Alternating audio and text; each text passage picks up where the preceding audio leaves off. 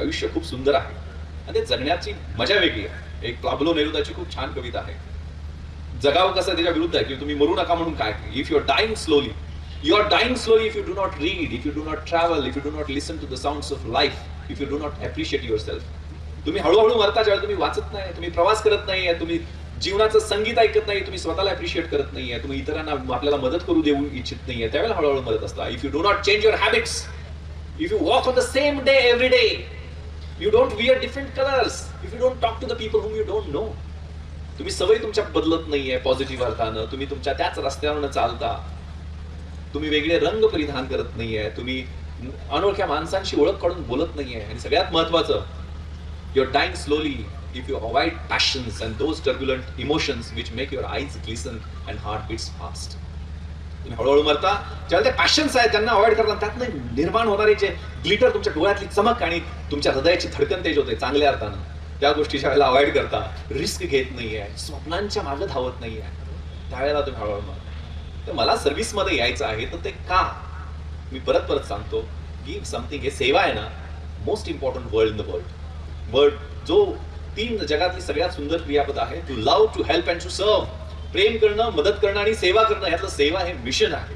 या मिशनच्या दृष्टीने आता आपले मोटिवेशनल लेवलच वरच्या दिशेला जातात. ती रामजी पांगेरांची छत्रपती शिवाजींची गोष्ट तुम्हाला माहित असेल की ज्यावेळेला कनेरगडच्या लढाईमध्ये रामजी पांगेरा धारातीर्थी पडला, त्यावेळेला छत्रपती शिवराय सोन्याची नाणी घेऊन त्यांच्या वडिलांना भेटायला गेले की म्हातारा आहे, त्याला मदत करू आपण. ज्यावेळेला गेले त्यावेळेला रामजी पांगेराने ती सोन्याची नाणी म्हटली, हे कशा पाय, माझा पोरगा स्वराज्यासाठी गेला, हे माझं भाग्य, यात काय माझं नुकसान झालं. तो गेला त्यावेळेलाच पैशाचा हिसाब संपला, आणि त्यांनी म्हटले मलाच तुम्हाला द्यायचं आहे. तर त्यांनी शेतात काम करणारा दुसरा 17 वर्षाचा पोरगा त्याला बोलवला, तो धावत पळत आला, त्याचे घामजलेले हात त्यांनी छत्रपतींच्या हातामध्ये दिला आणि म्हणाले, मला 10-12 पोरं असती, ते 10-12च्या 10-12 दिली असती, दुसरा एकटाच आहे, ह्याला तुम्ही स्वराज्यासाठी घेऊन जावा.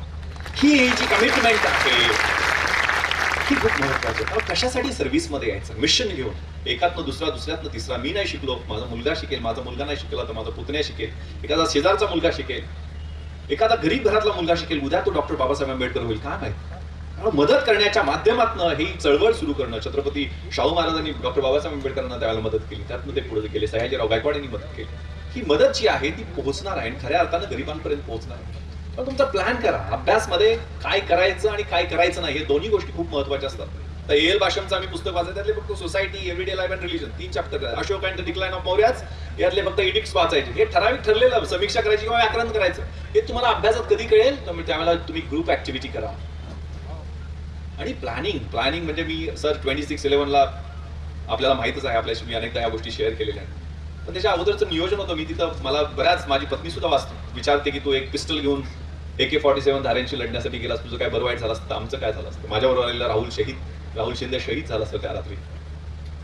पण त्याच्या अगोदर सर मी 1.5 महिना तयारी केलेली होती. कारण 29 सप्टेंबरला ताज आणि इतर 6 प्लेसेसवर अतिरेकी कारवाई काहीतरी होते म्हटल्यानंतर मी एक क्षणाचा नाही अवधी नव्हता. ताजच्या मॅनेजमेंटला सांगितलं मी हॉटेलला येतोय. ते 1 तास नाही, 2 तास नाही, 9 तास त्या हॉटेलचा बारकाईनं रेकी केली, सर्वे केला, सिक्युरिटी ऑडिट केलं. दुसऱ्या दिवशी 30 सप्टेंबरला सर 28 इलॅबरेट इन्स्ट्रक्शन्स दिल्या, व्हेरी स्पेसिफिक. हे नॉर्थ कोट गेट आहे, याला काच नाहीये, ही काच आहे, ती कधी मोडून तोडून त्यातनं कुणी आतमध्ये घुसू शकतो. तिथं आयर्न ग्रिल लावा. तुमचं सीसीटीव्ही आहे, त्याला मॉनिटर नाही, नुसतं सीसीटीव्ही असून काय उपयोग आहे, त्याला बघितलं पाहिजे ना कुणी बाहेर येतंय, कुणी आत न जातंय. तिथं मॉनिटर ठेवा. तुमचं VoIP म्हणजे इंटरनेट बंद करण्यासाठी जॅमर्स लावा. तुमचे ऑटोमॅटिक डोअर्स, जसं मी बॉम्बे स्टॉक एक्सचेंज मध्ये आहेत ऑटोमॅटिक डोअर्स, तसे लावा. ऑफकोर्स ताज ही हॉस्पिटॅलिटी इंडस्ट्री आहे, त्यांना काय फोर्ट आपण बनवता येणार नाही. पण व्यवस्थित सूचना, 28 इलॅबरेट सूचना दिल्या, त्यामुळे मला माहित होतं. कारण ताजमध्ये ज्या वेळेला फायरिंग सुरू आहे, म्हणजे 9:40 ओबेराय मधला आम्ही ASL संपवले आणि घरी मी गेलो होतो, त्यावेळेला मला पहिला 9:40 additional CP Venkatesh Vishwas rush to Leopold. आणि लिओपोल्डला सर पूर्वतयारीचा फायदा कसा होता. आपण प्रधान कमिशन आम्हाला यासाठी खूप कौतुक केलं सर, ज्यांनी आमची चौकशी केली की लिओपोल्ड कॅफेच्या समोर असणारे कुलाबा कॉजवेला अजूनही तुम्ही गेलात तर तिथं प्रचंड खचाखच हॉकर्स भरलेले असतात. 25 आणि 24 2 दिवस अगोदर मी तिथं उभा राहून कंट्रोलला कॉल दिला की इथं हॉकर्स आहे, इथं काहीतरी वाईट, कारण लिओपोल्ड बद्दल पण काहीतरी लिहून आलेलो होतं, इथंही काहीतरी वाईट प्रकार घडू शकतो. त्यावेळेला तिथले 183 हॉकर्स आम्ही साफ केले. 11 लोकांना लिओपोल्ड कॅफेमध्ये मारल्यानंतर बाहेर जे रॅन्डम फायरिंग केलं त्यात एकही मृत्युमुखी पडला नाही. त्याचं क्रेडिट पोलिसांनी आणि महानगरपालिकेने जी ऍक्शन घेतली त्याला दिलं. तर लिओपोल्डचं म्हटल्यानंतर पहिल्यांदा मला शंकेची पाल चुकचुकली आणि त्यानंतर मग मी युनिफॉर्म घातलेलाच होता, कारण नाईट राऊंड त्या दिवशी होता. नाईट राऊंड 12 वाजता सुरू होतो. मी तयारीतच होतो. माझ्या बॉडीगार्डला पिस्टल लोड करायला सांगितली. ज्यावेळेला मेट्रो थिएटर पास होत होतो त्यावेळेचे commissioner of police Hasan Gafoor आणि त्यावेळेचे डीजीपी एन रॉय सरांचा specific Vishwas rush to Taj मध्ये AK-47 आणि ग्रेनेड ब्लास्टचे आवाज येत आहे. तर मी शांतपणे पाठीमागच्या दरवाजाने गेलो सर. मुख्य दरवाजाला एक मोठा ब्लास्ट सेट करून ठेवलेला. पाठीमागच्या दरवाजाने स्विमिंग पूलच्या गेटमध्ये रक्ताच्या थरोळ्यात बॉडीज पडलेल्या होत्या. आतून AK-47च्या फैरीचे आवाज चालू होते. मी जर कुमकची वाट पाहत बसलो असतो, बुलेट प्रूफ जॅकेटची वाट पाहत बसलो असतो, अनेक लोक मला मदतीला येतील, कमांडोज येतील म्हणून वाट बघित असतो, मला कुणीही प्रश्न विचारले नसते. कारण माझ्याकडे एक पिस्टल होती, 40 गोळ्या होत्या. माझ्या बॉडीगार्डकडे एक पिस्टल होती, त्याकडे 30 गोळ्या होत्या. एवढ्या सामग्रीने आतमध्ये प्रत्येक अतिरेक्याकडे एक AK-47, 6 डबल मॅगझिन म्हणजे 550 ते 600 AK-47च्या गोळ्या, पिस्टल त्याचे ऍडिशनल 50 ते 60 राऊंड, एक 25 ते 30 ग्रेनेड्स आणि 8 किलोचा RDXचा बॉम्ब प्रत्येकाकडे. 4 अतिरेकी सर आम्हाला ताजमध्ये ज्यांच्याशी निकराची झुंज द्यावी लागली. कारण आतमध्ये गेल्यानंतर हे निश्चित माहित होतं की आता 15 मिनिटांनी, अर्धा तासांनी, 1 तासांनी आपल्याला 100% शहीद व्हायचं आहे. त्यात कुठली शंका राहिली नव्हती सर. कारण तिथं पण तिथल्या सिक्युरिटी गार्डला, म्हणजे जो सुनील कुडियादी, त्याला म्हटलं शांतपणे मला फक्त इथनं फेरी चालू आहेत ना, त्या बाजूला आपण जाऊया.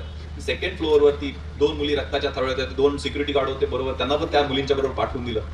आणि ज्यावेळेला रॉयल स्टेअर केसवरती आपल्याला माहित आहे सर, क्रिस्टल हॉल जिथं मोठी लग्न होतात, तिथं लग्न अमित वेट्स वर्ष अजून लग्नाची ती पाठी मला आठवते. त्या हॉलच्या बाहेर पाठमोरे 3 अतिरेकी विथ हॅव्हरसॅक हातात AK-47 सुनीलनं दाखवले. Sir they are. आणि तिथं सर त्यांच्यावर काउंटर फायरिंग इमिडिएट झाल्यामुळे 10:03 9:40 अतिरेकी ताजमध्ये घुसले. 9:51 आम्ही त्यांच्या मागे 11व्या मिनिटाला घुसलो आणि 10:03 22व्या मिनिटाला त्यांच्यावर आम्ही फायरिंग करू शकलो. हे फायरिंग सर खूप क्रुशियल होतं, कारण लग्नाच्या हॉलमध्ये ते घुसले असते तर अनेक लोकांचे जीव गेले असते. त्यामुळे राष्ट्रपतींचं शौर्य पदक आमच्या टीमला या फायरिंगसाठी देण्यात आलं. ही सर सुभाषचक्री खूप वेळपर्यंत चालत आहे. म्हणजे 11:30 पावणे 12 तर आम्हाला निरोप आले, करकरे सर गेले, कामठे सर गेले. त्यावेळेला तर कारण तिथनं मारायचं किंवा मरायचं हीच परिस्थिती. त्यामुळे 3 वाजेपर्यंत त्यांच्याशी झुंज. पण 3 वाजता त्यांनी आमचा फ्लोअर पूर्ण जाळला, कारण लाकडी नक्षीकाम असणार ते ताज आहे. आणि धूर आणि ज्वाळा, कारण आम्ही इंटरकॉम आणि CCTV रूम मध्ये बसून नंतर मॉनिटरिंग सुरू केलं आणि सगळं नवीन ताज आम्ही खाली केलं, कारण सगळ्या लोकांना तिथं बाहेर पडता आलं. जे काय महाबाल झालं ते जुन्या ताजमध्ये झालं. आणि 2:45 ज्यावेळेला फ्लोअर जळाला, आम्ही बाहेर पडलो, त्यावेळेला लाईन फॉर्मेशन मध्ये 4थ्या मजल्यावरून त्यांनी आमच्यावर फायरिंग केलं. ज्यात राहुल शिंदेला 3, अमित खेतले माझा बॉडीगार्ड, त्याला 3 गोळ्या, 2 पायामध्ये, पोटाला एक चाटून गेलेली गोळी राहुल शिंदेला लागली आणि तो त्या ठिकाणी शहीद झाला. मला आठवतंय सर, दुसऱ्या दिवशी त्याला राहुलचा देह आणायला मी गेलेलो होतो. त्याचा रिगर मॉर्टिसने ताट झालेला देह होता, पण खांद्यावर रायफल होती, ट्रिगर गार्डमध्ये उंगली होती, संगीन वरच्या दिशेनं रोखलेली होती, डोळे उघडे होते, जणू काही साक्ष देतो की सर तुमच्या शब्दाला चापलो की नाही. दुनिया में मिल जाएंगे आशिक कई मगर वतन से खूबसूरत सनम नहीं होता. सोने में लिपट कर, नोटों में सिमट कर मरे हैं कई मगर तिरंगे से खूबसूरत कफन नहीं होता. आपल्याला माहित आहे की ASI ओंबाळे 55 वर्षाचे अंमलदार 5 गोळ्या पोटामध्ये झेलतात आणि लाठी घेऊन त्या कसाबला भिडतात आणि त्याला जिवंत पकडतात, आपला प्राणाची आहुती देऊन. कुठून आली इच्छाशक्ती, कुठून आली जिद्द? आरजू कुछ भी नहीं आरजू, बस यही है रद्द कोई खा के वतन मेरे कफन में. इतना इज्जत देना, अजमत देना, सूरत देना, सीरत है मेरे वतन के वास्ते अरब, मुझे मरने की सिर्फ हिम्मत दे. ही इच्छाशक्ती आहे. अशा पद्धतीचे संस्कार शिबिरात नाही. या देशासाठी, या मातीसाठी मला सर्व्हिस मध्ये यायचं आहे, मला काहीतरी वेगळं करायचं आहे. मी ज्यावेळेला सर इंटरव्ह्यूला गेलो त्यावेळेला लेफ्टनंट जनरल सुरेंद्रनाथ हे UPSCचे चेअरमन होते त्यावेळेचे. म्हणजे त्यावेळेला मराठी माध्यम दिलेलं होतं. म्हणजे त्या पॅनलमध्ये समोर एक कुलकर्णी मॅडम होत्या, पॅनलनी इंग्लिशमध्ये विचारायचं, मॅडमनी मराठीत करून आम्हाला सांगायचं, आम्ही मराठीत उत्तर द्यायचं, मॅडमनी इंग्लिशमध्ये करून त्यांना सांगायचं. अशी दळबद्री परिस्थिती आमची. तर मी ज्याला आतमध्ये गेलो त्यांनी मला माझा बायोडेटा पाहिला. Vishwas, why don't you speak in English, there would be direct communication between you and me. मी उत्तर दिलं, sir I am from rural background, I am not fluent in English, please allow me to speak in Marathi. No Vishwas, you try in broken English, मोडक्या तोडक्यात इंग्रजी सुरू कर म्हणे.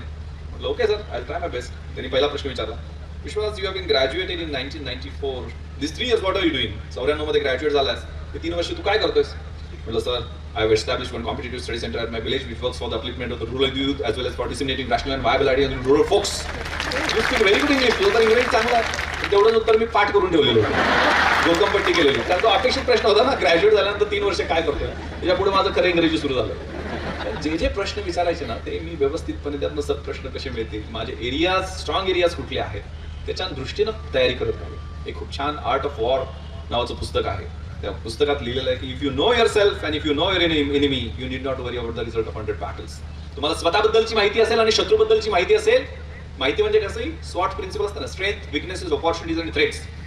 तुमच्या स्ट्रेंथ बलशक्त स्थान कोणती आहे, तुमच्या वीक कमी असणाऱ्या कमतरता कोणत्या आहे, तुमच्या बरोबरच्या संधी कोणत्या आहेत, तुमच्या समोरच्या धोके कोणते आहेत, त्याचं अनालिसिस तुम्ही असेल तर तुम्हाला 100च्या 100 युद्धामध्ये तुमचा विजय निश्चित आहे. जर तुम्हाला स्वतःबद्दल माहिती असेल आणि शत्रूबद्दल माहिती नसेल तर you will suffer defeat after every victory.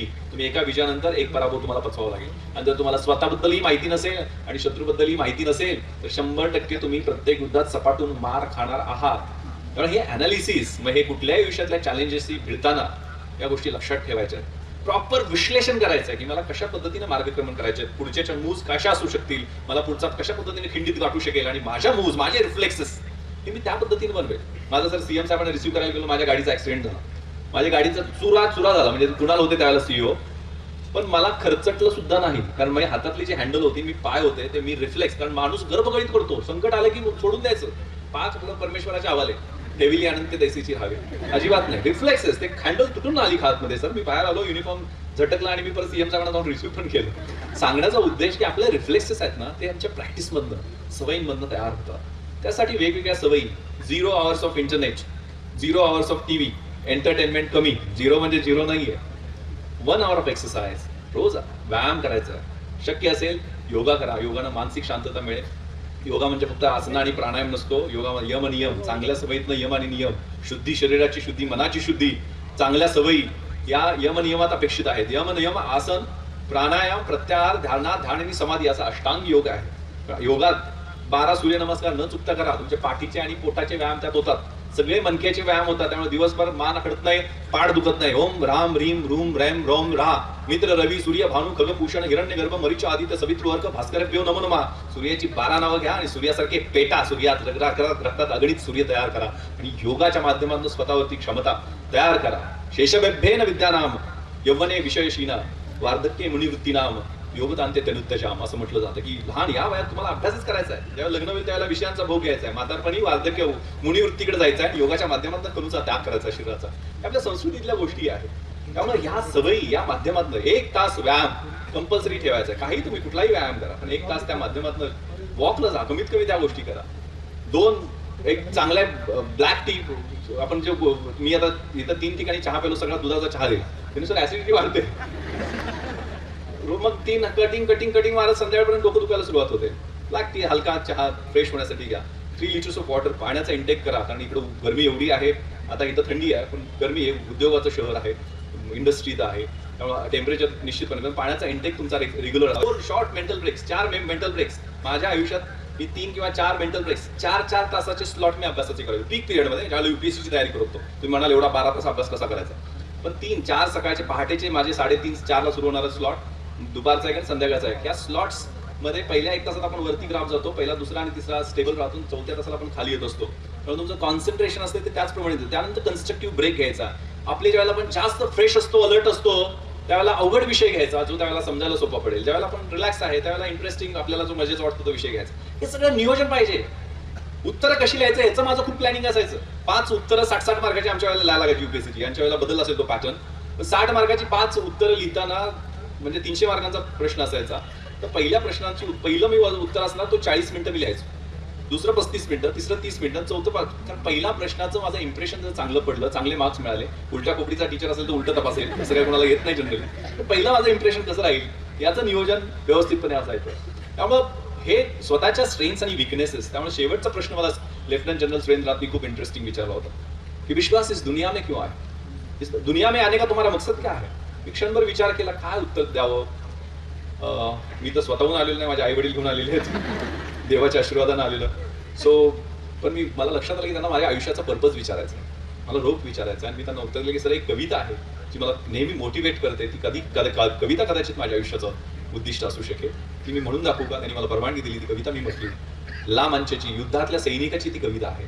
To dream the impossible dream, to fight the unbeatable foe. जे अशक्य आहे ते स्वप्न मला पाहायचं आहे. ज्या शत्रूला कोणी हरवू शकत नाही त्याला मला जाऊन हरवायचं आहे. To run where the brave dare not to go. ज्या ठिकाणी धाडशी शूर माणसं जाण्याचं धाडस करत नाहीत त्या ठिकाणी जाऊन मला धावायचं आहे. To bear the unbearable sorrow, to love the pure and chaste from afar, to try when your arms are too weary जे दुःख कोणी सहन करू शकत नाही ते मला सहन करायचं आहे, ज्या पवित्र गोष्टीवर त्याच्यावर मला प्रेम करायचं आहे, आणि मला समोर एव्हरेस्ट दिसतोय, माझे हात पाय बाहू गळून गेलेले आहेत. आता एव्हरेस्टचं उदाहरण सांगत होते की सर आपल्या जिल्ह्यातले एव्हरेस्ट चढून आलेले वीर आहेत तुमच्या जिल्ह्यामध्ये. खरंच अभिमान वाटला ऐकून, ग्रामीण भागातली मुलं एव्हरेस्ट चढू शकतात. एव्हरेस्ट गाठण्यासाठी मला एक एक पाऊल टाकायचं आहे.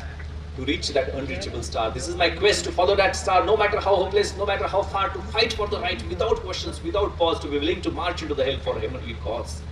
मला सत्यासाठी संघर्ष करायचा आहे, त्यावेळेला कोणताही प्रश्न विचारायचा नाहीये, कोणताही थांबा घ्यायचा नाही. माझी नरकात जायचीही तयारी आहे, मात्र त्यासाठी असणारं कारण स्वर्गीय असलं पाहिजे.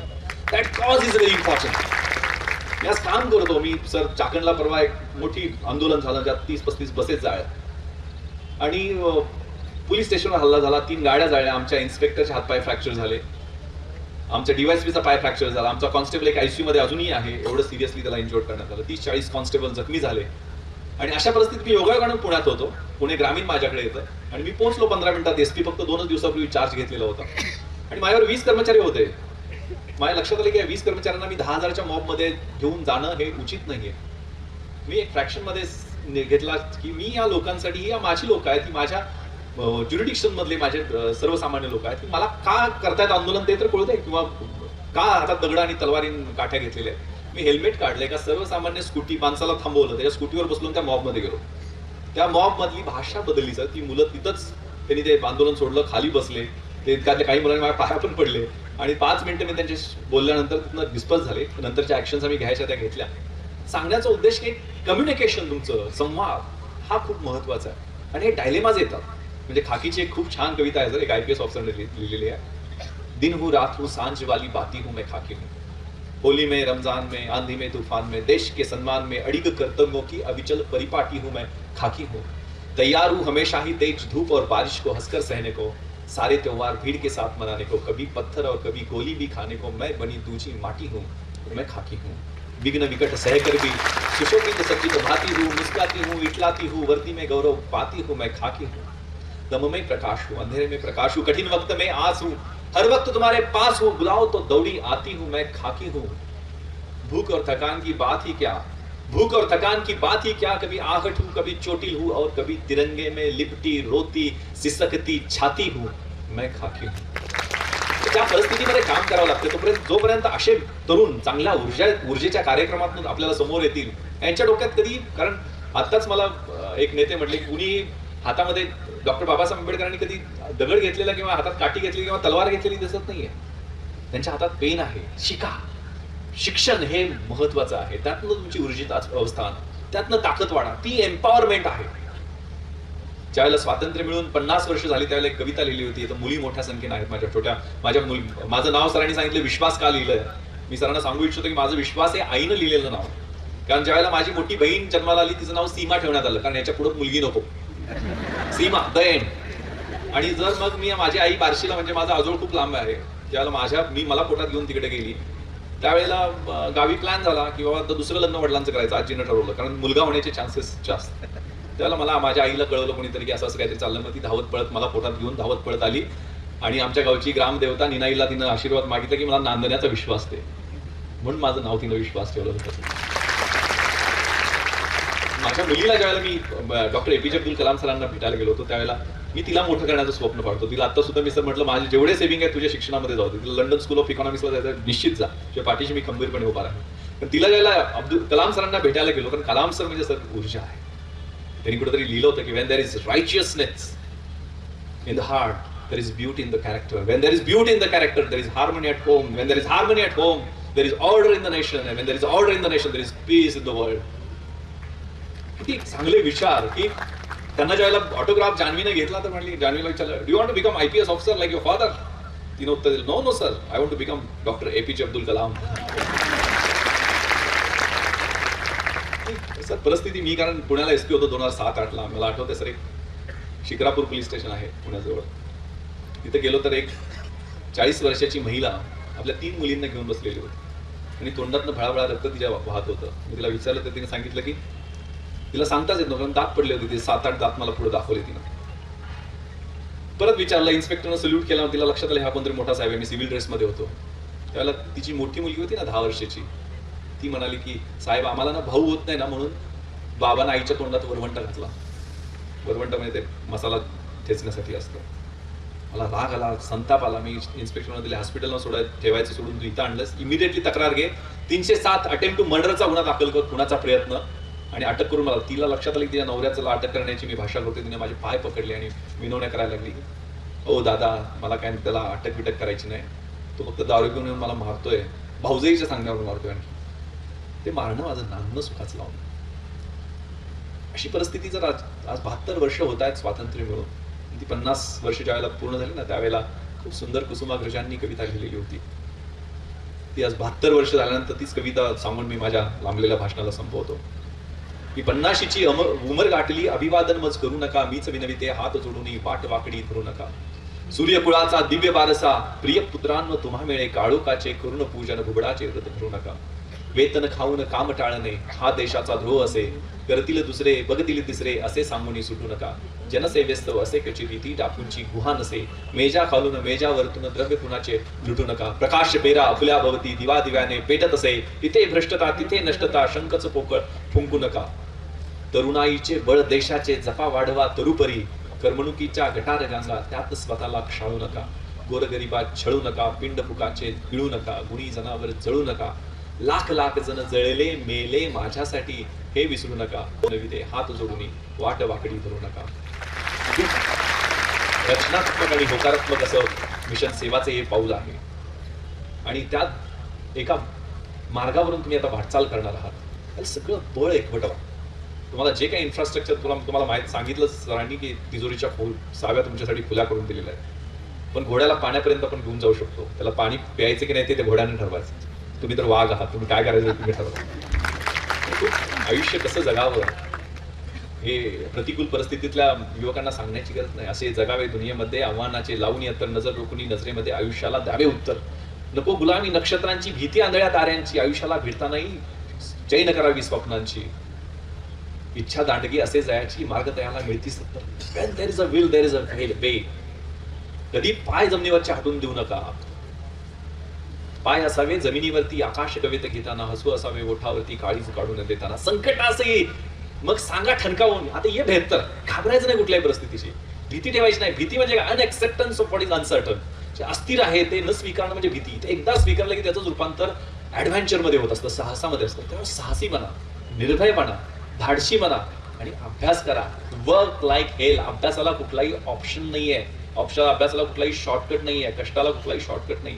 कष्ट करा आणि आदरणीय मुनगंटीवार सरांचे स्वप्न पूर्ण करण्यासाठी, तुम्ही तुमच्या आई वडिलांचं स्वप्न करण्यासाठी, तुमच्या गावाचं स्वप्न करण्यासाठी झटा. हाच मी एक संदेश मोठा भाऊ या नात्याने देतो.